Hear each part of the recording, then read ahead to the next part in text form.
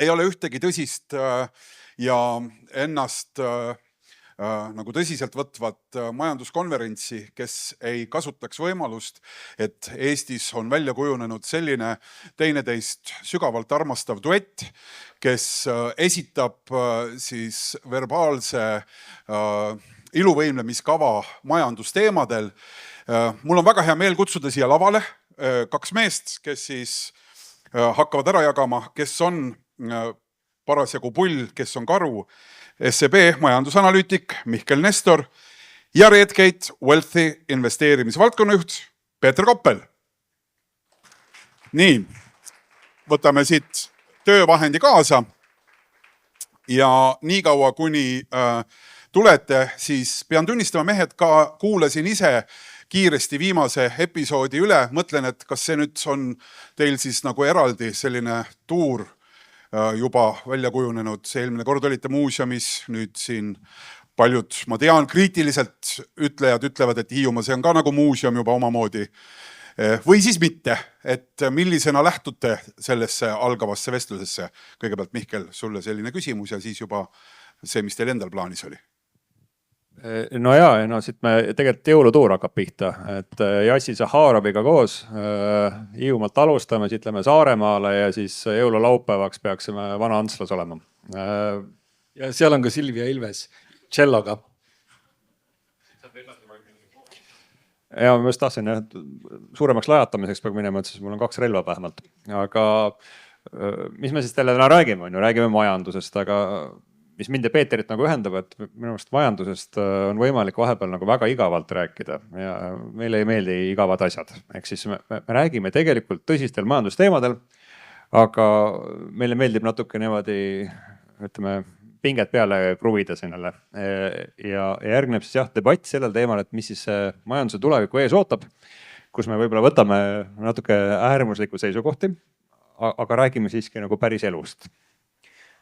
Jah, ja kui te mõtlete, et miks on pullid ja karud, siis võib-olla kindlasti on teie hulgas neid, kes on mingisugusel viisil tegevad olnud investeerimises ja see on juba hästi vana traditsioon, et need, kes usuvad, et turgudel võiks minna hästi, need on pullid ja need, kes arvavad, et võiks minna halvasti, need on karud. Ja sellele on mingisuguseid väga imelikke selgitusi üritatud leida, aga püsima on jäänud see selgitus, et karu niimoodi teeb niimoodi allapoole ja pull lükkab niimoodi ülespoole. Ehk siis optimist, pessimist, pull ja karu. Meil on vahepeal Kaisu loomad ka kaasas, aga nemad unuliselt seekord mandri peale. Võib-olla tuleme järgmine kord. Jaanipäeva paegu tuleb teine tuur, et siis võtame nad kaasa. Jah. Aga nagu alustada, et siis ma olen pessimist alguses, et see on nagu Peeteri lemmikmees muidugi, kes seal kroon peas seisab. Ja kui ma mõtlen sellele, et mis ta siis nagu maailma majanduses korraldanud on, siis ma just ennem nagu päriselt ütlesin Peeterile, et ma võtan nagu 8 nädalaks välisuudistes pausi, ma ei suuda enam, et piir on ees, ma ei suuda selle õudusega enam läbi tulla. Ja kogu see, võib öelda, et jah, et meil nagu krahhi, mis kohe ennustati, tuleb, pole järgnenud, aga see ei tähenda, et see krahh nagu homme kohal ei ole, sest et selle mehe käitumine on teinud analüütikute töö selle poolest väga lihtsaks, et sul tõesti pole õrna aimu ka, mis nagu homne päev toomas on, ainult et kui sa tema selles Truth Socialism, mis tema oma Twitter on, kui sa ringi möllad, et siis sealt võib-olla mingisugune ettemõte tuleb, aga üldiselt tõepoolest, et peamine teema on see risk, mis selle mehe tegutsemisega kaasneb. Jah, selles mõttes, et lemmikuks on tõesti teda võib-olla natukene palju pidada. Ma olen saanud naljakal kombel sellise trumpisti maine külge ühel konkreetsel põhjusel. Ja see üks konkreetne põhjus on see, et mul on õnnestunud 2 korda väga selgelt ette ennustada, et temast saab president. Ehk siis esimesel korral ja teisel korral mõlemad ja siis vahepeal, kui ta ei saanud, siis ma ei öelnud, et ta saab, sest siis ma arvasin, et ta ei saa. Tuleb 3. kord ka, jah? Ma loodan, et mitte. Aga kui ma nüüd proovin olla natukene optimistlik, siis tõepoolest Ühendriikide majandus on jätkuvalt maailma kõige suurem. See on tarbimisel põhiline majandus, kõik tahavad sinna eksportida, kõik, mis päriselt midagi tähendab, toimub seal. Suhteliselt kahju öelda seda, aga praktiliselt kipub niimoodi olema. Ja kui siin proovida olla optimistlik, siis selle tegelase vallatuse tollidega näiteks on midagi sellist, mis on pehmelt öeldes õudsad Ja nüüd tuleb see optimistlik point. See optimistlik point on see, et vaatamata sellele, millega ta on hakkama saanud, ei ole ta Ühendriikide majandust nagu suutnud rööbastelt päris välja sõidutada. See on esimene optimistlik asjaolu. Teine optimistlik asjaolu on see, et huvitaval kombel, kui nagu maailma majandust vaadata, kõik, mis jääb väljaspoole Euroopat, seal ei lähegi nüüd nagu nii kohutavalt halvasti. Ei, ärge saage valesti aru, ei lähe hästi, aga ei lähe nii kohutavalt halvasti. Arenevates riikides näiteks, tundub, et majandus täiesti kasvab kohati ja kasvab kohati täiesti õigetel põhjustel. Nii et põhimõtteliselt, vaatamata sellele, et ta on selline, nagu ta on, ei ole ta Ühendriikide majandust päris rööbastelt suutnud välja ajada ja vaatamata sellele, et ebakindlust on süsteemi päris palju sisse tulnud. Ära muretseda, ta suudab. Vaata prognoose. 50% majanduskasvust on läinud pärast seda, kui Trump ametisse astus ja ma tahtsin sulle näidata, vaata seda joonist. Tegelikult turg juba kukub, aga mis me siin näeme, on taaskord see risk, et kui sa vaatad täna nagu aktsiaturgudel toimuvat, siis tegelikult tahaks nagu ära põgeneda, aga keegi ei julge. On meie jaoks see tunne. Mis mõttes põgeneda? Raha tuleb teenida seal. No vaata, aga kui asjad nagu jõuavad... Selle väikse jõnksu peale või? Maikuuses, aga mis uudiste peale? Selle peale, et keegi jälle pani miljardi kuhugi tehisintellekti, siis samal ajal see eelmine vana möllab seal. Kusjuures nali naljaks, aga see väikene jõnks, mis ka minule mõningaid unetuid öid tõi, see oli konkreetselt tingitud sellest, et vana möllas. See on konkreetselt tingitud sellest, et Trump ütles, et teeme tollid, aga äkki ei tee ka, aga tegelikult teeme suured. Tõele auandes tegemist on inimesega, kes ihaldab teie raha, ta tahab, et investeeriksite tema investeerimisfondi ja see on ainus põhjus, miks ta nagu sellest asjadest positiivselt räägib. Ei trend oli õiges suunas ju. Samal ajal räägime veel välispoliitikast, eks, et see konfrontatsioon, kuhu ühelt poolt nagu Putin Venemaaga ta ei taha nagu tüli norida, aga Hiinaga ta teeb seda kogu aeg ja seal on ju härrased juba ootavad seda, et asi ikkagi nagu lõpuks tõsiseks läheks. Jälle, kui ma mõtlen nagu maailmamajanduse tuleviku peale, et koht, kuhu me oleme jõudnud, siis jah, tore on vaadata neid graafikuid, aga päriselt, et sul võib homme hetk nagu selline olla. Kui proovida siin natukene optimistlik olla, siis mul on hästi raske olla optimistlik millegi suhtes, kus punane lipp lehvib, sellepärast, et kommunistid teatavasti valetavad alati ja tavaliselt keeravad ka mingisuguse suuremat sorti käki kokku. Aga jällegi, kui proovida olla optimistlik, siis jah, Hiina majandusega on juhtunud selline lugu, et nad on kõik madalal rippuvad viljad juba ära noppinud. Neil on demograafia suhteliselt untsus ja neil on erasektori võlakoorem kuskil sellises kohas, et mul tasapisi hakkab aju valutama. Aga jällegi, neil ei ole juhtunud midagi sellist, mis oleks otseselt õudne. Nad kasvavad ikkagi edasi ja mis puudutab, ütleme, investeerimisteemasid, siis üllatus, Hiina tehnoloogiaettevõtted, mis on näiteks oluliselt tähtsamad kui Euroopa tehnoloogiaettevõtted, neid ka investeerimise kontekstis, nad ei ole tapvalt kallid. Ja paar vilja on veel noppida, seal mõned saared seal kohe ranniku ääres, neil seal on ju, mida nad saavad ära noppida. See on suhteliselt õudne mõte ja muide, kas te teate seda, et kui need tegelased nagu Taiwanit ründavad, et siis te järgnevad mingi 5 aastat uut iPhone'i ei osta, sellepärast, et ei ole kiipe. Ja uut autot ei osta, ja uut pesumasinat ei osta. Nad seda tehast nüüd seal kinni pane, ära selle pärast muretse muidugi. Ei, kuule, aga ütleme, kuidas selle kohta öeldakse, et teatud mõningased viivitused tarnetes võivad aset leida. Ja kui te mäletate aastast 2022, mida tähendasid mõningad viivitused tarnetes, seda, et need viivitused olid väga märkimisväärsed ja kui pärast viivitust midagi sai, siis see oli millegi pärast poole kallim. Ja, aga vaata, kui sa geopoliitilist olukorda vaatad, et ma arvan, et see iPhone on su viimane mure, aga ma ei tea, tahad vahepeal ise pessimist olla või? Ma võin olla pessimist küll. Selles mõttes, et Euroopas kasvu ei ole, aga selle eest ka ei tule. Sellepärast, et Euroopas on põhimõtteliselt kätte jõudnud selline hetk, kus rahvastik on liiga vana, võlakoorem on liiga suur. Ja üldiselt kipub olema niimoodi, et kui mõelda nagu väga sellisele esimese kursuse teise poole majandusteooria loengutele, siis öeldakse, et majanduskasv tuleb 2 asjast. demograafiast ja tootlikkuse paranemisest. Demograafia, Euroopas mediaanvanus üle 40, unustame nagu täiesti ära. Põhimõtteliselt ainult ülalpeetavate kogus kasvab, meditsiinikulud kasvavad läbi. Tootlikkuse kasv, vaadake, selleks peaks olema nagu riskivõtmist ja ettevõtlikkust ja mõningad võib-olla nagu globaalse tähtsusega ettevõtte, mitu globaalse tähtsusega ettevõtet on maailma top 20. Peeter, see on siuke, öeldakse siuke neoliberaalne paradigma, millest sa räägid, et tegelikult tegemist, sa näed, seal see on heaoluriik, et sa saadki nagu rahulikult elu nautida, ilm on ilus, sul on aega ja sa naudid seda. Kuid tulles nagu majandusnumbrite juurde, et tegelikult kui me vaatame täna Euroopa majandus, see on midagi sarnast, et majandus juba kasvab. Kui me vaatame selle aasta euroala majanduskasvu numbrid, siis tegemist on suurepärase tulemusega. Öeldakse, et see võib tunduda mõnele vähe, on ju, aga Euroopa majandus sellel aastal kasvab kuskil 1,4% öeldakse. Ja sellise piirkonna kohta, mis on harjunud peaaegu nullkasvuga, see on ikkagi nagu imeline tulemus. Ja tõesti, et ükskõik kuhu riiki sa vaatad, Hispaania, Itaalia on suutnud nagu üllatada tõepoolest nagu väga tugeva majanduskasvuga nende riikide kohta. Prantsusmaa on suutnud üllatada sellega, et neile antakse tõepoolest väga palju võlgasid ja nad oskavad seda raha väga hästi kasutada. See paneb majanduse tööle lõpuks. Ja tulles ka Saksamaa juurde, et seal ikkagi lootus on vähemalt säilinud. Prantsusmaaga on selline lugu, et kui nagu natukene kõrgema puuotsa ronida, siis maksejõuetus juba paistab. See on esiteks nagu väga, väga selge.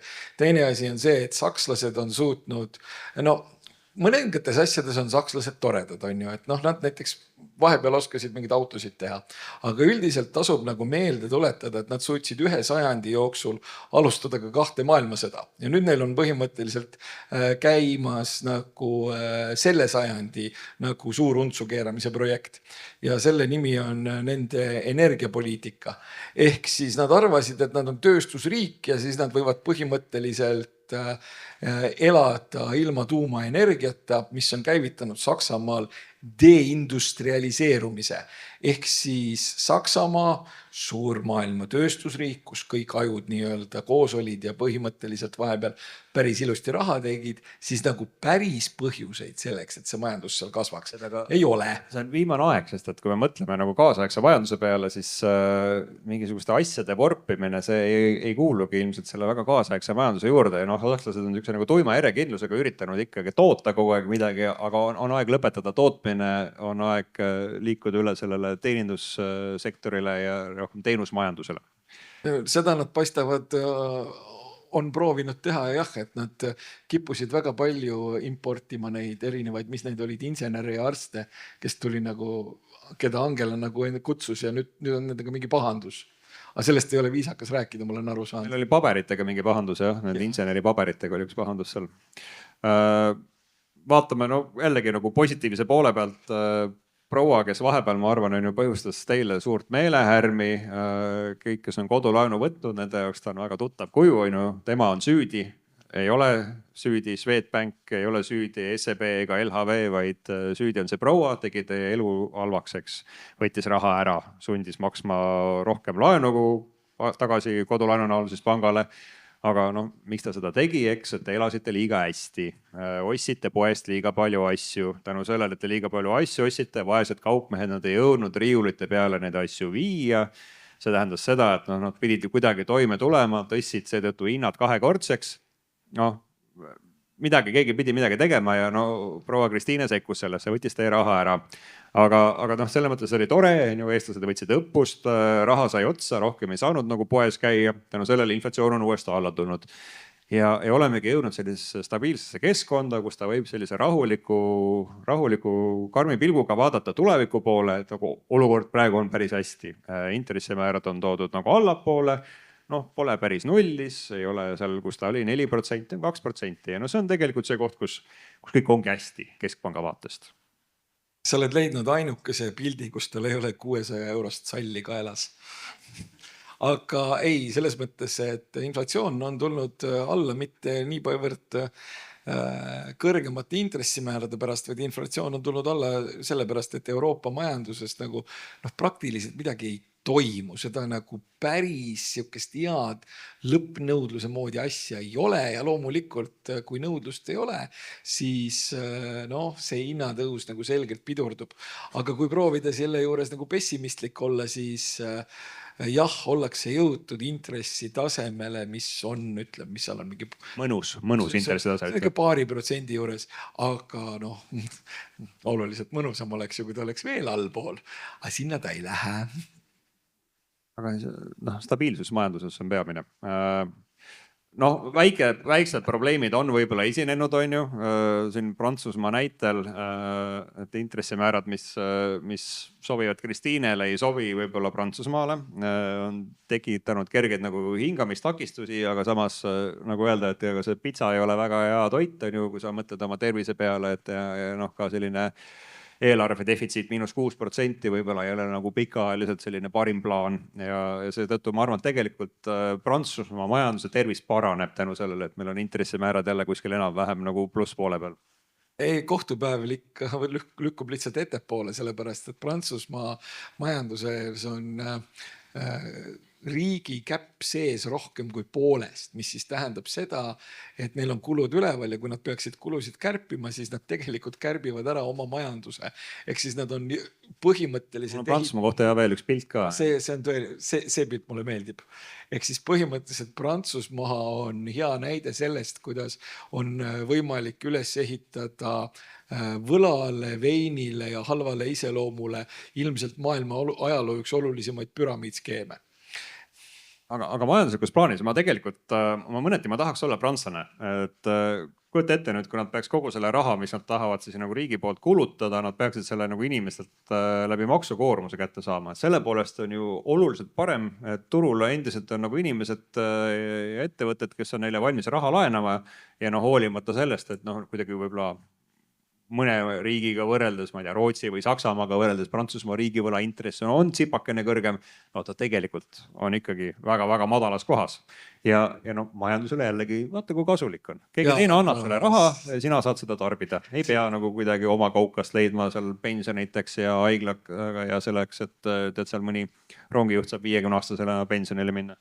Ja aga see intress ei ole madal mitte sellepärast, et turg ja need, kes siis seda nii-öelda Prantsusmaa riigivõlga osketavad, et need arvaks, et Prantsusmaa on kohutavalt viisakas koht ja distsiplineeritud ja suudab ära maksta, vaid nad kõik põhimõtteliselt teavad, et kui see sama kallisalliga daam tahab nagu, ei taha ajalukku minna kui tsivilisatsiooni hävitaja, siis see tähendab seda, et ühel hetkel jälle trükitakse raha, ehk siis keskpank ostab seda Prantsusmaa riigi võlga selleks, et Prantsusmaa laenamiskulud liiga kalliks ei läheks. Ja see tähendab mida teile? See tähendab teile jälle seda, et te lähete poodi ja vaatate, et hinnal on number 1 ette tulnud. Enne oli 2-kohaline hind, nüüd ei ole enam. No, ma võtame prantlasena, kui ma võtaksin nagu prantsuse positsiooni, ma arvan, et mul oleks just ükskõik, mida Peeter Koppel minu mainest arvab, aga küll oleks nagu oluline, et Peeter Koppel tegelikult lõpuks nagu doteeriks meile eluviise, et ma oleks sellega väga rahul. Põhimõtteliselt prantslasele ma ei tahaks anda senti ka. No vaat, sinu tahet ei ole siiani kuulda võetud kahjuks, on ju.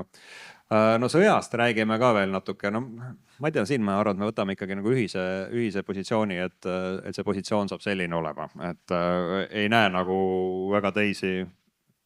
Oleme siin mõlemad optimistid ikkagi. Ma olen siin ka optimist, et põhimõtteliselt mulle meeldiks, kui Venemaa kaotaks ja mulle meeldiks, kui ta selle juures kogeks ka maksimaalse koguse alandust.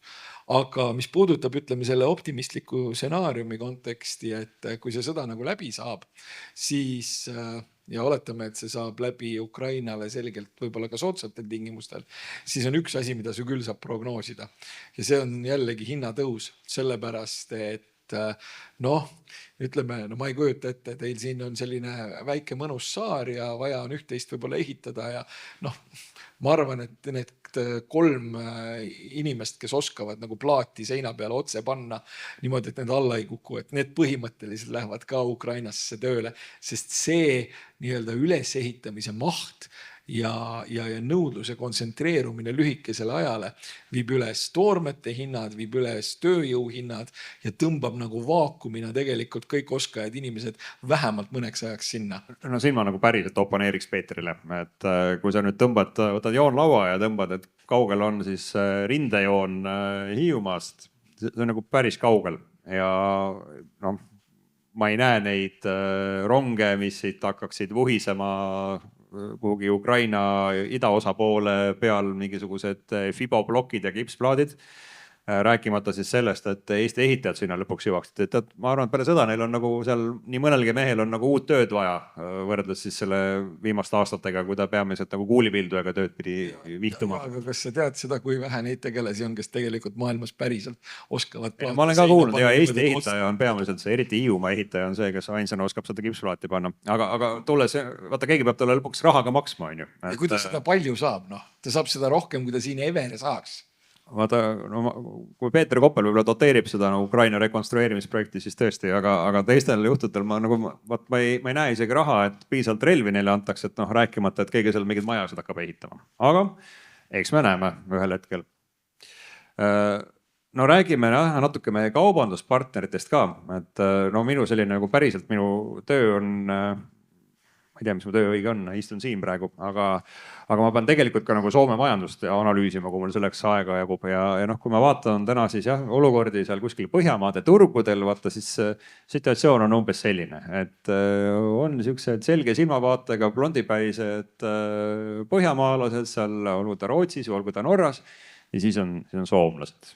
Soomlastel on kuidagi kõik näeb umbes sama morbiidne välja nagu alloleval pildil, aga vaata eestlaste jaoks on sellega väike probleem, et õudselt palju teeme kaupa nende soomlastega, no rootslastega ka, aga tõepoolest Eesti peamine kaubanduspartner on Soome ja nii kaua kui soomlastel on ikkagi tuju kohutav ja majanduskasv on 0, siis me võime siin nagu pea peal seista või jõuda, ma ei tea, kui geniaalse tulemuseni selle konverentsi raames, kuidas siis Eesti või Hiiumaa majandus kasvama panna, aga no näed, Soome on ees.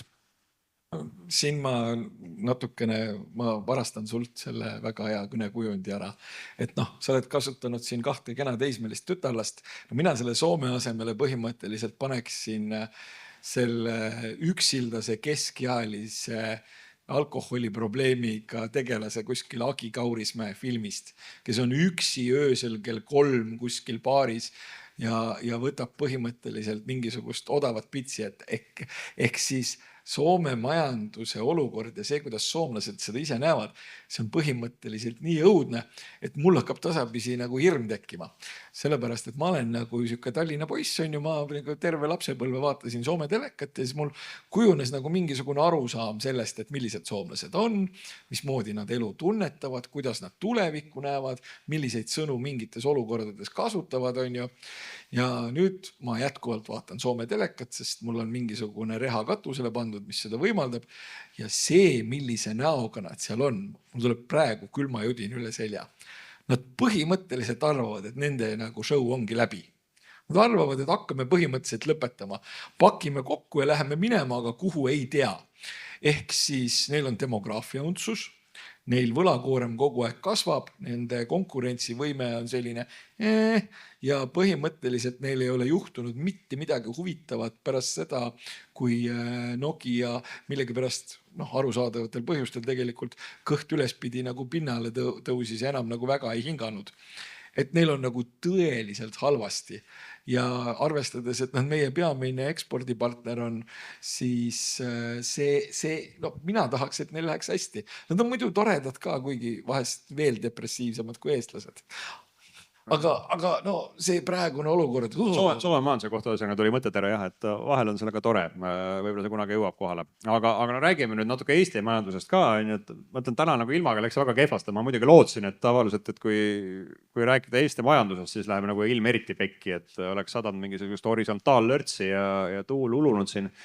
Aga see on jah see valdav situatsioon, et äkki see annab mingisugust aimdust. Aga Eesti majandus. Ma tegin hiljuti nagu siis ühe joonise ka. Lähtusin siin nagu autoriteetidest nagu Peeter Koppel ja Peeter Raudsepp, et umbes nende hinnangu põhjal on see väga hästi keeruline joonis koostatud. Ma ei tea, tahad ise see pessimist olla seekord? ei, selles mõttes, et noh, ma ka ikkagi olen üritanud nagu optimist olla, aga minu väikene probleem on nimelt see, et ma, eks ole, vahetasin töökohta, enam ei ole Mihkli kolleeg, ei saa nagu kõrges majas liftiga üles-alla sõita, vaid peab minema trepist, on ju, või siis Eesti kõige väiksemat lifti kasutama, vähemalt Tallinna kõige väiksemat lifti. Ja tööülesannete muutumine tõi kaasa selle, et ma nagu selliste Eesti äriliidritega pidin nagu hakkama üle laua istuma. Need, kes seda automaksu maksavad, jah? No tõenäoliselt väga kõvasti maksavad ja siis, kui ma nagu imesin endasse selle, mida nad mulle nagu 2023. aasta varasügisest nagu rääkinud on, siis mul tuleb natukene see Soome teema meelde, et neil on ka ikkagi nagu see tunne on neil suhteliselt nigel. Mis puudutab seda automaksu, siis sellesse on võimalik erinevatel viisidel suhtuda. Mina nüüd põhimõtteliselt tunnistan, et ma naeran iga kord, kui selle kohta tuleb mingisugune järjekordne uudis, kus selgub jutumärkidest, et sellest on vaja natuke mingil viisil nagu välja tagurdada või selgub, et kalkulatsioonid tehti selle baasil, et maksul mitte mingisugust mõju ei ole või selgub, et käibemaks piisavalt hästi ei laeku. Minu jaoks on see lihtsalt sümbol sellest, et kui raha otsa saab või Excel kokku ei tule, siis mõningatel inimestel sõidab katus veidikene ära ja nad hakkavad tegelema kaootiliste improvisatsioonidega, mille kasutegur on 0. Või negatiivne. Sellene kasutegur võib isegi olla negatiivne ühel hetkel. Eestlased on ostnud poole vähem uusi autosid sellel aastal ja mõtle, kui see on raha järgi jäänud. Saame osta muid asju. Vorsti. Positiivse poole pealt ma kohe ütleks, et eestlased on väljunud sellest 3 aastat kestnud majanduslangusest, et praegu nad on veel natuke niimoodi räbalad ja juuksed on pesemata ja kammimata, huvitavad siukse segaduses pilguga ringi mööda seda majandusmaastikku. Aga tõepoolest on ju, et meil oli, mis see vaimustav viimane number oli, 0,9% majanduskasvu. Ta kasvab siiski. Ja hakkab veel rohkem kasvama, võin sulle lubada. Et järgmise aasta prognoosid, isegi kõige pessimistlikumad räägivad sellisest ikkagi juba vähemalt 1,5% majanduskasvust, mõni ütles isegi 3%. Kuule, aga selles mõttes, et on olemas Ekspressis kunagi visati nalja, et on olemas Lasnamäe majanduskoolkond, et 3 heas toitumuses poissi, et Koppel, Robert Kitt ja Kaspar Oja. Ja Kaspar Oja on Eesti Pangast ja Eesti on presidendi majandusnõunik ja siis tema juba mingisuguse lause poetas, et hakkas küll natuke tõusma, aga juba jälle langeb. Tema vaade ilmselt ulatub ja kaugemale kui minu oma. Mis mina siin võib-olla jällegi nagu positiivse poole pealt tahtsin muidugi rääkida, on see, et meid kuidagi siin justkui peetakse on ju kõige kehvemateks, et kui sa vaatad nüüd Eesti seda SKP suurust, on ju, mis ta oli kõikide nende kriisideelsel ajal aastal 2019, see on võrdne siis 100-ga, teised allid joonekesed on teised Euroopa riigid. Ja kui vaadata, et kuidas siis SKP tase on muutunud, on ju, siis oleme enam-vähem samas kohas, kus me olime aastal 2019, et vist kasv oli +3%. Valdav enamus meist on kõik seal kuskil kaugel üleval pool, võib-olla Soome seal ka kuskil on meist isegi nõksa all. Aga selle juures vaata alati teile selle aktuaalses kaameras nad valetavad, võin öelda, et neil on valed numbrid, mis nad teile räägivad. Et nad räägivad seal üks asjast nagu reaalne SKP kasv, aga mina ei tea, kui reaalne see on. Et seda on väga raske mõõta seda reaalset SKP-d sellest, et reaalsusest lahutab seda minu arust palju rohkem kui seda eurodes majanduskasvu, ehk siis üritatakse võtta ära selle küljest inflatsioon, et kui palju hinnad on kasvanud, aga reaalsus näeb hoopis selline välja. Ehk siis nominaalne majanduskasv ja selles vaates me oleme siin pea Euroopa tipus, eks, et eurosid on tulnud kõvasti juurde, ettevõtete käive on kõvasti kasvanud, meil on aastaga 2019 võrreldes muuseas Eesti keskmine palk on tõusnud +50%. Et palju õnne teile kõigile, kes palgatöötajad siin on, olete kõvasti juurde saanud selle aja jooksul. Ja siis see väike küsimus on, et mis sa selle poole võrra kasvanud palga eest juurde saad osta, et hinnad on ka umbes poole võrra kasvanud, aga raha vähemalt on meil siiamaani. no see nominaalkasv on nagu selline, nagu ma õudselt tahaksin mingisuguse poliitiliselt ebakorrektse, hästi vana habemega kohutava anekdoodi rääkida. Kuidagi see oli mingisugune selline teema, et isa ja poeg ja perekond istus õhtusöögilauas ja siis tekkis nagu küsimus, et küsiti siis nagu ema käest, et kas ta oleks $1 miljoni eest nõus Bill Gatesiga. Ja siis ema ütles, et ei, no $1 miljoni eest ikka oleks nõus. Ja siis isa seletas, et vaata poeg, nominaalselt on meil $1 miljon, reaalselt meil on nagu suht kahtlane ema.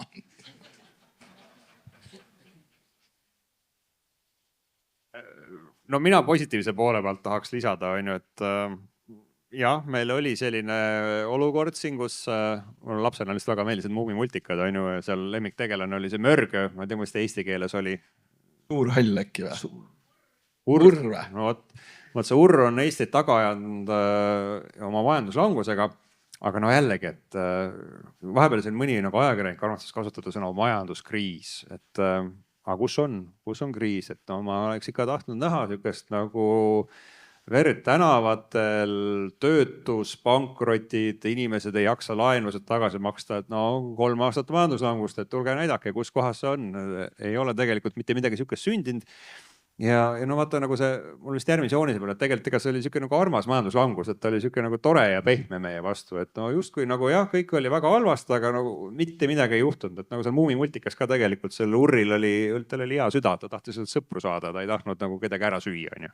Aga mis sa tahad nüüd praegu öelda, et meie suur sõber on majanduslangus või? Majanduslangus on tegelikult meie suur sõber. Ta on vaata andnud aega inimestele järgi mõelda, et no sa ei saa niimoodi elada, et sul kogu aeg kõik asjad ainult kasvavad, sul ideesid ei teki niimoodi, et nagu peabki vahepeal natukene nagu sihuke, noh, ma ütlen, selles mõttes juba läks halvasti, et on ju, et kõigil läks liiga hästi isegi selle majanduslanguse ajal, aga no äkki kellelgi tekkis mõni uus mõte, kui vähemalt nagu nii hästi ei läinud, kui kogu aeg on läinud. Selles ma hakkasin nüüd mõtlema, et kas see, et kõik asjad kasvavad, on nagu paha, võib olla küll, kui need asjad on näiteks kehakaal ja vererõhk, aga majanduse puhul ta ikkagi võiks nagu.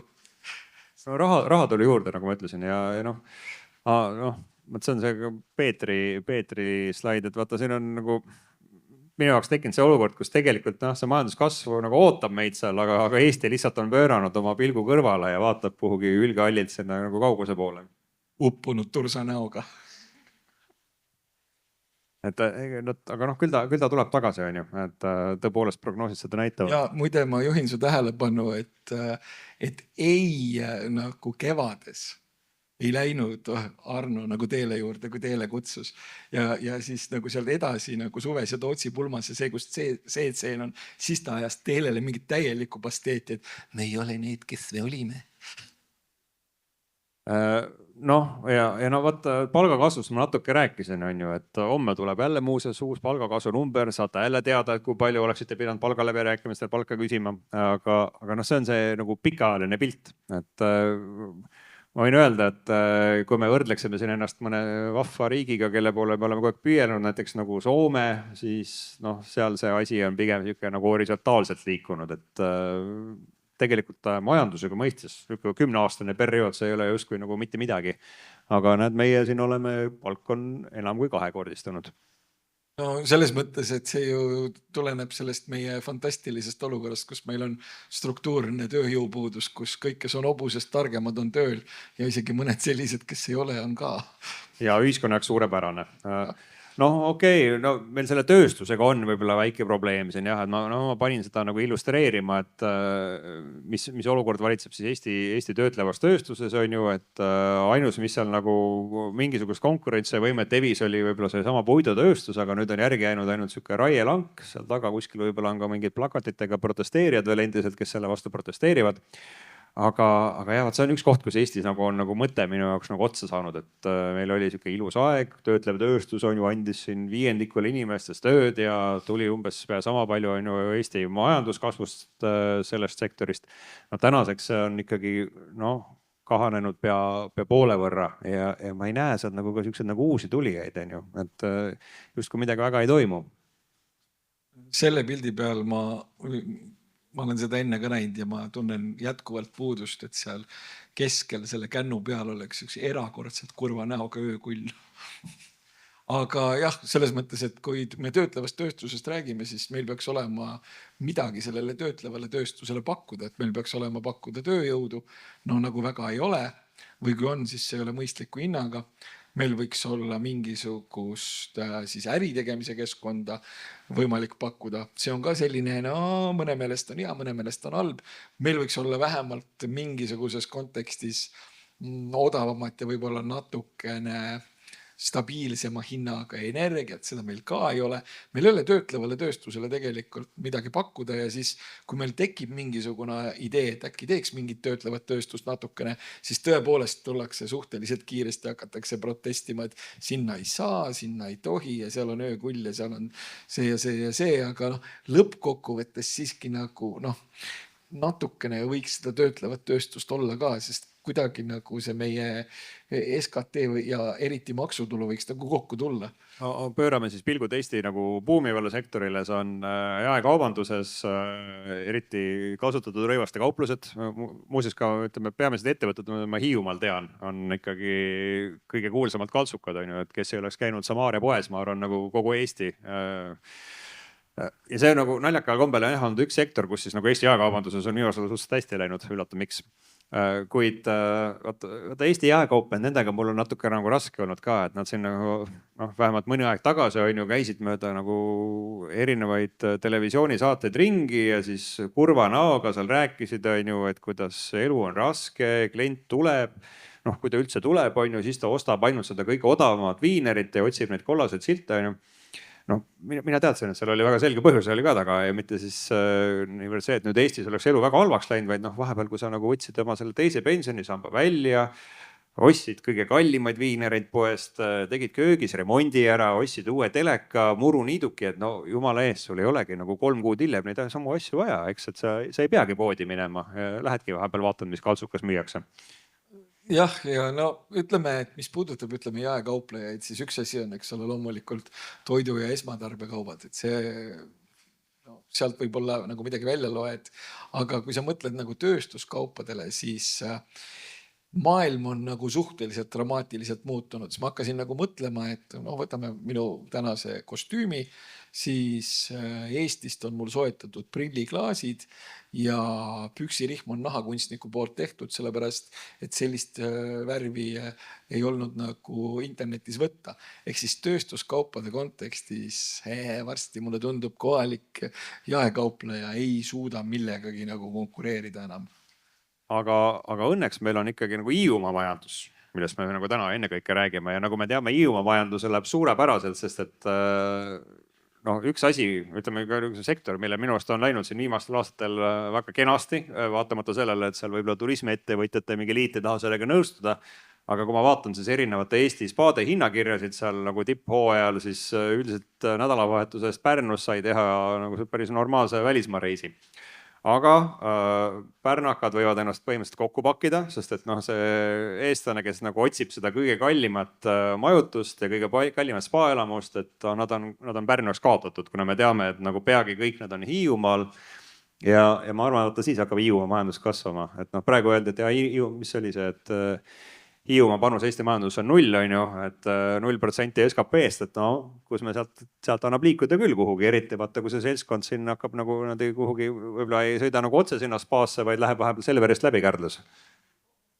Ja, see on nüüd see spa, et hi, Winnie, this is Sonny, give me money. aga vaata, see on nagu sektor, kus nagu läheb kogu aeg väga hästi, et rikastel ikka nagu raha jagub. Ja sellepärast, et ka mina lugesin mingisugust artiklit sellest, et palju seal spaas mingisugused asjad maksma hakkavad ja ma pean tunnistama, et ma tegin ohoo ja siis ma tegin ka ahaa ja siis ma tegin sinna ma ei lähe. Ära mõtle vaeselt, Peeter, sa pead ikka kuidagi majanduse käima tõmbama, aga see on selles mõttes tõepoolest, et ma käisin siin ka muuseas juunikuuses käisin Vormsi saarel rääkimas nagu Vormsi majandusest ja saarelise elu, ma arvan, eesmärk on, et ühelt poolt on, vaata, kui sul on väga väike majandus, et siis kui sa oled Hiina, et sa ei suuda hiinlasena pakkuda ainult luksusteenuseid. Aga väikse saare eelis on see, et sa võid tegelikult, kui sa oled väga tubli selles, siis sa võidki siin kõik Peeter Koppeli kliendid enda juurde meelitada spa-puhkusele ja noh, juba majandus kasvab. Vormsiga on muidugi keerulisem, sellepärast et kuna mul isa elab seal, ma natukene sealsest elust tean ja uskuge või mitte selles mõttes, et seal nagu vähemalt novembris, detsembris, jaanuaris, veebruaris, märtsis ja ka aprillis näiteks kolmapäev kestab nädala. Seal aeg nagu läheb niimoodi ja see ainukene hea asi selle juures on see, et sa jõuad hästi palju raamatuid lugeda ja väga ei vanane. No küll nad tulevad novembris ka, äkki saab -20% sellest suvisest leti hinnast, eks. Ja no kokkuvõttes on ju, et tuleb mõelda positiivselt, et kaasaegne majandus, et võib-olla me tarbimegi liiga palju asju, eks, et mis meil need suured visioonid on siin, et nullkasvuga majandus ja tasa areng, et äkki me lõpuks jõuamegi selleni. Ma tean, et Peeter tavaliselt erutab selle peale muidugi, aga sellepärast ütlen.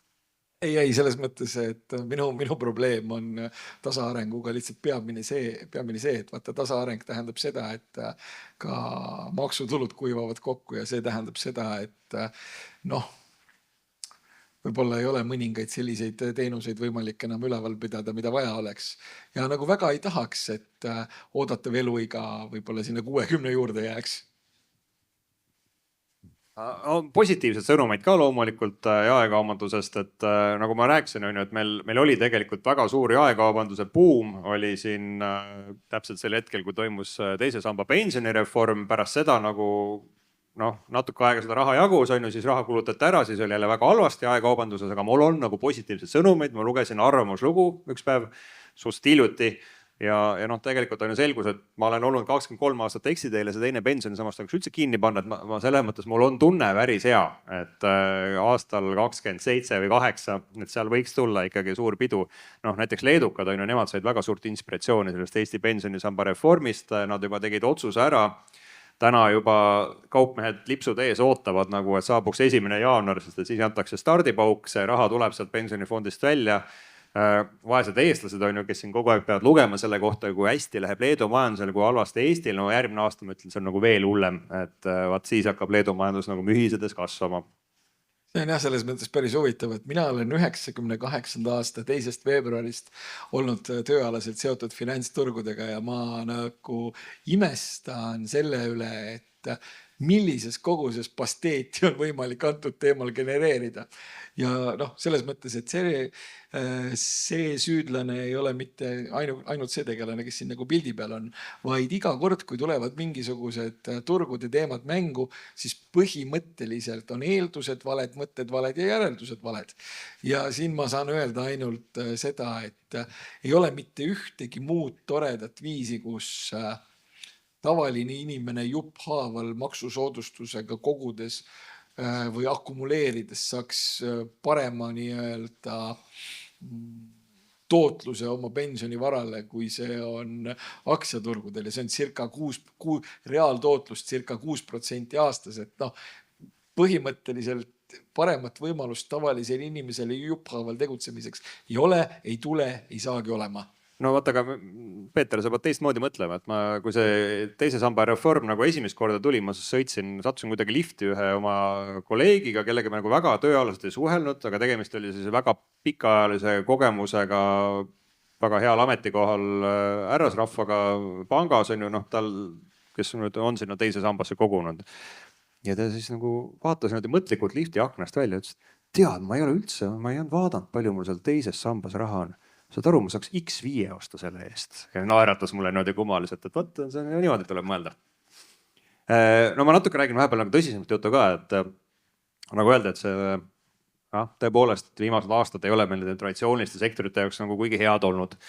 Ja ma tegin nagu naljaka joonise sinna, et kui ma vaatan nagu seda Eesti majanduse struktuuri, et kuidas see on muutunud erinevate sektorite rolli selles majanduses. Ja kui ma eeldaks, et see, ütleme, mis on toimunud viimase 10 aasta jooksul, see keskmine kasv või kahanemine, et kui ma viiksin seda veel sinna 10 aastat edasi, siis tegelikult aastal 2028 meil juhtuks selline sündmus, et Eesti suurim sektor on info ja side. Ehk siis need, tänu millele ta muidugi meil kasvab, on need igasugused ükssarvikud ja startupid. kelle roll on kogu aeg majanduses kasvanud, on ju, ja noh, meil ongi täna seal Kalamajas juba ettevõtted, on ju, kus töötab paar tuhat inimest keskmise palgaga 5000 eurot, kui sa numbrid nagu läbi korrutad, saadki nagu suurepärase tulemuse. No nüüd oleks vaja leida üks korralik Hiiumaa juurtega kapitalist, ma muuseas tean ühte, kes ühte sellist juhib, et peate ta lihtsalt ära rääkima, et ta oma selle office'i siia nagu Hiiumaal üle tooks, et ma julgen nagu 100% lubada, et pärast seda pole Hiiumaa panus Eesti SKP-sse enam 0. Jah, selles mõttes, et mulle hirmsamal kombel meeldib see pilt tegelikult, aga mulle tundub, et äkki sa oled nagu võib-olla seda punast joont nagu liiga julgelt ekstrapoleerinud, sellepärast, et ma olen nagu aru saanud, et viimasel ajal sellised inimesed ka, kes peavad selles valdkonnas nagu tööjõudu otsima ja kes mingisugusel hetkel ütlesid, et neile ei tulda tööle, kui nad ei võimalda isegi tasuta sööki ja absurdset palka. Et nüüd on siis põhimõtteliselt võimalik isegi inimesi, kes nagu päriselt midagi oskavad, Eesti 2-kordse keskmise palgaga nagu tööle saada. Et äkki selles punases joones on mingisugune jõnks. Ma muidugi loodan, et ei ole. Viimane selline ettevõte, kus ma käisin, seal on eraldi Jaapani teeruum, kus sa saad teha Jaapani teetseremooniaid, et see on selline nagu baasvajadus tänapäeva töötajad. Mul on ainult üks küsimus sulle, kas see ettevõte oli kasumlik? See ei ole oluline. No ja see natuke vastab tõele, aga tõepoolest, et on ka nagu põhjust võib-olla uhke olla. Ma lihtsalt vaatan kella, et nagu Urmas vaata õudselt kibeleb, tal on hästi palju küsimusi, mis ta tahaks meie käest küsida, et ma võib-olla siit klikin edasi. See, et kinnisvaraturg, ma ei tea, kas me sinna nagu lähme, tegelikult vastupidi on ju, me näeme, et vähemalt Noblessneris kvartalid kerkivad ja nendest tegelastest vähemalt pooled on nendele Kalanasse suvile ostnud. Palju õnne neile kõigile. Kinnisvaraturg kasamisi niivis mühiseb. No inflatsioon on veel endiselt seal nagu kõige kõrgem Euroopas on ju, et selle vastu me ei saa, aga teisalt ei saa öelda, et asjad ei läheks odavamaks. Liikluskindlustus -20%, võite autoga panna pauku, pole hullu midagi. Kartulid saab odavamad, suhkur on odavam ja isegi nutitelefonide hind on langenud, et tegelikult elu läheb paremaks. Ja see rahvastiku vananemine on ju, sellest ka nagu räägitakse päris palju, aga tegelikult mina ütlen positiivse poole pealt, noored juba ootavad Euroopas ukse taga, nagu tahavad tulla siia. Tallinnas juba kõik taksod sõidavad nad, kui nad leiavad endale veel nagu mõistlikke tegevusi. Ja mingid sotsiaalprobleemid võib-olla on ju, aga pole hullu. Tegelikult, kui me vaatame siis seda, mis meil pankades toimub, rahval raha on aina rohkem ja rohkem. Küll jagub neile eelmistele ka midagi. Sa ikka selles mõttes, et me alati jõuame ju selle juurde, et sa ikka tead seda, et see ei jagune isegi mitte nagu 80-20, vaid see jaguneb 90-10. Ma vaatan, ega neil ei ole vaja ka seda tegelikult. Aga me tõmbaksid praegu nagu oma jutule joone alla, et siis saab küsimusi küsida. Jaa, aitäh. Võib tõesti, teeme vaheaplausi ära. Mulle läks ikkagi see SKT jutt, mulle alati tundub, et kui te jõuate sinna SKT jutule, siis Ameerika noortel on täpselt samasugune vaste enam-vähem sellel olemas. Et teie ütlete SKT, siis nad teevad 6-7. Et see on enam-vähem nagu sama sisuga, et keegi nagu millestki aru ei saa, mida keegi parasjagu lubab või räägib, aga nii on. Nii, aga tõesti, et kui sa tahad praegu konkreetselt Pullilt või Karult küsida midagi või siis oma mingite kommentaaridega nende juttu sekkuda, siis anna käega märku ja muudkui teeme seda kohe. Ma ise mõtlesin korraks, kui sa veel lihtsalt, et sa saad siin mõelda, et te tõite selle teema sisse ka, näitasite ilma inimesteta siis majutusasutust, eks ju.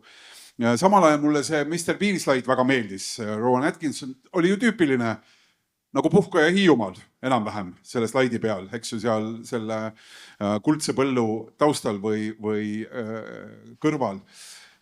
Mis see Hiiumaa võimalus peale turismi veel on? Et kus teile tundub, et mis täna nagu selle koha peal, kus see saar siin selles vähesoolases märes asub, mõeldes, et enam-vähem kui kikivarvukil vaadata, siis näeb rootslasi laevadega mööda sõitmas, soomlasi igal juhul.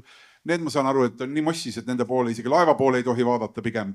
Aga et siin see koht on, et mis võimalused siin teie nagu tunnetuse järgi mõeldes, mida maailmas kusagil tehakse, sarnastel, väiksematel, suurematel saartel, mis see võiks olla?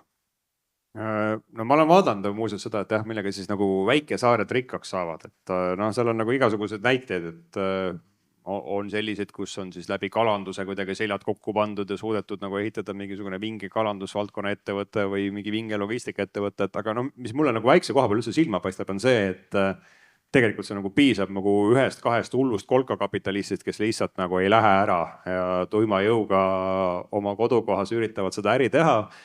Ja jääd selle juurde, et Kotkas tuleks panna kodu poole lendama. Jaa, mõelge mingisugune, ma ei tea, kas ta Liiu naine on, aga midagi tuleb nagu välja mõelda jah, ilmselgelt, et noh, meil on nagu Eestis ja teistes kuskil väiksemates kohtades on neid näiteid küll, kus lihtsalt on, inimene on sellest kohast pärit ja ta tahab oma ettevõtlust seal teha, noh, kuigi see ei ole üldse kõige loogilisem otsus, aga kuna see koht on väike, on ju, ettevõte on tugev, siis ta suudab kogu selle nagu piirkonna majandusarengu käima tõmmata, et noh, muidu sellised jah, nagu naturaalsed konkurentsieelised, et ega no mõnes kohas ongi neid nagu raske leida, eks. Mul on see probleem, et ma kipun alati asju võib-olla vahepeal liiga kõrgelt vaatama. Kui mulle öelda ka saari, aga miks ja kuidas võiks saar olla edukas, siis mulle meenuvad sellised saared nagu näiteks Jersey ja siis Isle of Man. Ja ma jätaks koduseks ülesandeks uurida järgi, et miks nad edukad on, miks nad rikkad on ja miks teil hästi läheb. Ühe peal neist, ma lihtsalt korraks räägin ära, vist on kõvasti osatakse teha seda jooki, mida saab suhkrust ja kartulist. Osatakse ja siis kusjuures see ei ole nüüd edukuse olulisus, aga Isle of Manil näiteks puuduvad teedel kiiruspiirangud. See ei olnud ettepanek. Mõnikord siin Hiiumaal mingil festivali nädalavahetusel, kui on teada, et politseinikud on käina all, siis on sama seis. Hiiumaal ma tean, mul ei tule see nimi praegu meelde, aga siin on tegelikult vastupidi, siin on üks proua, kes on politseinik. No ma just viitasin, et kui on teada, kus ta on, siis see peaaegu ongi nii mõnikord ka. Okei, jaa, ei, võtta on hea olla võõras, tulla ja teha nagu sellist mõõdutundetut nalja ilma, et... No me peame ära ka saama. Ma just hakkasin mõtlema, et kuidas me läheme pärast. Okei, kas keegi tahab? Jaa, omad küsimused ja ma tulen, mul on Samu lugeja küljes, hea meelega panen edasi tagasi. Nii. Et ma küsiks seda, et mul jäi hiljaaegu ühest Maalehe intervjuust, mille andis täielik idioot Jaanus Terasmaa, intellektuaal, aga siiski idioot, nagu samast hiljem täiendas. Et väga huvitav artikkel oli, aga mul jäi painama selline väide, et majandus ei pea kasvama, et Jaapani majandus näiteks polevat kasvanud 30 aastat, vaid areneb. Ja et Jaapani SKT per capita olevat Eestiga sarnane. Noh, ma saan aru, et teiesuguste säravate esinejatega see võib nagu väga pikaks minna, kui te ühe loodusteadlase väidet üritate nagu paika panna. Aga Jaapani majanduse kohta, et kui see on arenev, et siis mis see nagu tähendab arenev majandus versus kasvav, kui see üldse nagu on pädev, ma ei tea. See on nüüd see koht, kus härra loodusteadlane eksis enda kompetentsi valdkonnast ikkagi päris kaugele. Ja tal päris kindlasti ei ole ka võrdlusmomenti Jaapani majanduse suhtes täna ja 30 aastat tagasi. Jaapani majandusega on juhtunud selline asi, et see stagnatsioon on kestnud päris kaua ja seda stagnatsiooni on olnud võimalik üleval hoida sellega, et riik pidevalt kasvatab oma võlakoormat ja ta kasvatab oma võlakoormat siis nii-öelda kohalike säästude arvelt, aga see on mädandanud ära Jaapani nii-öelda ühiskonna ja see on mädandanud ära Jaapani infrastruktuuri ja põhimõtteliselt inimesed, kes seal nagu käivad, siis nende nagu küsimus on see, et aga kõik on vana, kõik on kulunud ja kõik tundub, et põhimõtteliselt natukene veel ja on ikkagi selline hakkame lõpetama tunne. Ehk siis loodusteadlane tõi erakordselt halva näite. Ühesõnaga täielik idioot ikkagi. Aga intellektuaal samas. Aga ma tahtsin täiendada selle saarelisuse koha pealt, et ma käisin seal just Jaapanis Setsushi kunstitriennaalil, mis on siis nagu Jaapani sisemere saartel. mis on tööinimestest tühjaks jooksnud, lapsed lähevad mandrile kooli ja tõesti, seal on kõik vana ja nii edasi ja siis seal algatati see ülemaailmne kunstifestival ja nüüd on siis probleem, et nüüd on seal juba nagu liiga palju inimesi käib, et nad hakkavad seda nagu otsi kokku tõmbama. Aga Jaapani, kultuuri osa on seal tegelikult, et kõik on vana, nad parandavad, aga samas seal kütus oli odavam, toit on odavam, et nagu ei saa kurta. Oota, enne kui sa vastad, ma just tahan ka öelda, et ma ei tea, kui me teeme siin saalis praegu nagu käe tõstmise ja kõik peaksid neutraalselt elama, siis saab nagu Ansipi sõnad, et kui see on mäda, siis selles mädas ma tahaks elada. Et paljudel, kes seal ikkagi käib, tekib selline tunne, Peeter? No see tunne tekib neil sellepärast, et Jaapani jeen on ühesõnaga selline suhteliselt nõrgukene valuuta ja mis tekitab sellise illusiooni või siis väljaspoolt tulija jaoks ongi kõik odav. Aga kui väljaspoolt tulija jaoks on kõik odav, mida see tähendab? See tähendab seda, et seal elaja jaoks kõik, mis väljaspoolt tuleb, on jällegi nii-öelda kallis. Ja see ükskõik millist pidi vaadata, siis selle loodusteadlase nägemus sellest, et tegelikult see on ikkagi mingisugusel viisil tore, see lihtsalt ei päde. See ei päde kas või sellepärast, et võlakoorem on kogu aeg kasvanud. Ja see tähendab seda, et ühel hetkel, kui jaapanlased aru saavad, et nad on ehitanud sellist püramiidi, siis on oi, kui suur pahandus. Kas Nestor tahab täiendada kuidagi seda? Ma ei tea, Koppel räägib nii pikalt, ma juba vaata, mul on mõte ära vahepeal. Ahah, jaa, nagu nägite, väga lihtne on see, et muudkui annad käega märku ja tuleb küsimus ja siis Koppel räägib pikalt. Nii, anna siis uuesti. Jah, ma ei tea. Nüüd jõudsin ära tulla, aga ei, ikka on hästi kõik, sammulugeja on küljes. Nii, anna tulla. Tahaks küsida, et kui tuleb situatsioon, kus avastad, et ka teie kodus on mõni hiidlane ja peaksid kolima ise Hiiumaale, siis mis valdkonna ettevõtte te Hiiumaal looksite? Ma arvan, et mul juba piisab, ütleme, et tegelikult minu suguvõsad ongi nagu Hiiumaa majanduse nagu aluse panijad, et nad olid nagu selle Kärdla Kalevivabriku esimesed töötajad, et ma arvan, et ma olen nagu oma panuse siia andnud, uut Kalevivabrikut ma ei teeks enam, aga minu suguvõsa tõesti on juba panustanud. No mul on see väike probleem, et suguvõsa on rohkem nagu Saaremaalt. Andke mulle palun andeks, aga mul ei ole sellele head vastust, sellepärast, et ma küll Hiiumaast unistan ja ma Hiiumaast unistan hoopis nagu selles kontekstis, et mul on kuskil ranna ääres, mitte Kalanas, sellepärast, et seal on need linnahipsterid, vaid kuskil nagu rahulikus kohas on oma majametsas ja siis ma saan rahulikult kalal käia, rahulikult vinüüle kuulata, rahulikult raamatuid lugeda. Ja panustada Hiiumaa majandusse sellega, et ma kulutan kohalikus külapoes võimalikult palju.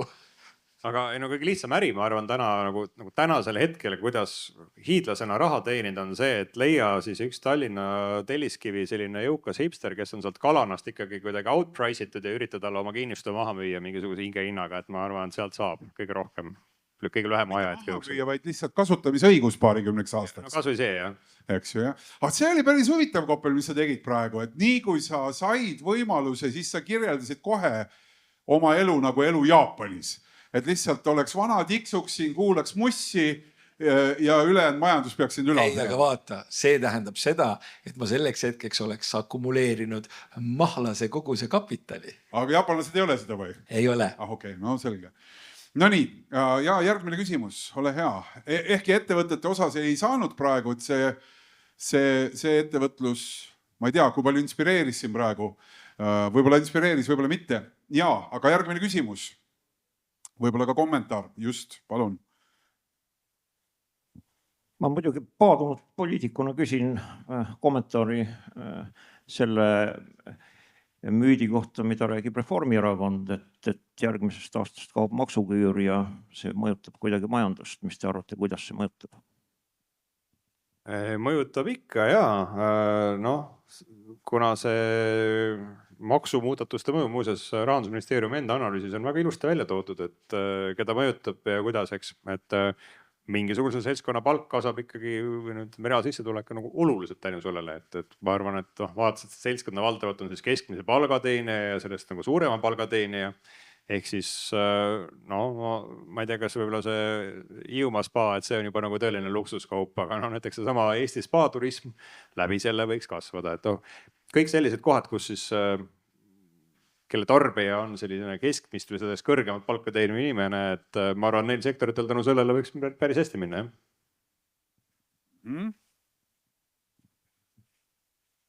Et kui sul on ikkagi mingi auk kuskil sinna, siis sa saab hakata sooja vett koguma vaikselt. Eks, et see mingi auk kuskil, päris hea. Äriplaani mees rääkis praegu. No nii, kas on veel kätt kellelgi? Või teeme siit praegu siis esinejatele aplausi. Meil on valmis, et see on küsimus praegu alles, kumba pidi teeme. Et meil on valmis pandud siin väike tänukotike ka, siis täname ja ise hakkame kohvipausi poole minema. Suur aitäh teile täna. Siin arutamast Mihkel Nestor, SEB majandusanalüütik ja Redgate Wealthy investeerimise valdkonna juht Peeter Koppel. Suur tänu teile.